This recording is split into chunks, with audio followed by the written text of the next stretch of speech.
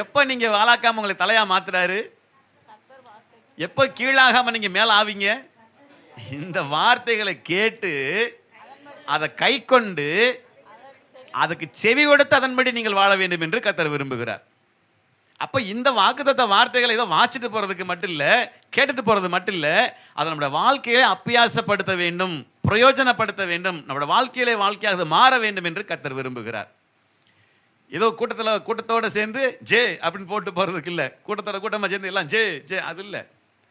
உங்க தனிப்பட்ட வாழ்க்கையில நீங்க அதை ருசிக்கணும், இந்த வார்த்தைக்கு கீழ்ப்படியணும், செவி கொடுக்கணும், அதன்படி வாழ பிரயாசப்படணும். அப்போதான் இந்த ஆசீர்வாதங்கள் உங்களுக்கு வந்து நிற்கும். எந்த ஆசீர்வாதம்? நீங்க வாலாகாம தலையா மாறுவீங்க, நீங்க கீழாகாம மேல வருவீங்க. எப்போ? வார்த்தையை கேட்டு செவி கொடுத்து அதன் பிரகாரம் நீங்கள் செய்ய முயற்சிக்கும் பொழுது, அதன்படி செய்யும் போது நீங்க அப்படி மாறுவீங்கன்னு கர்த்தர் சொல்றார்.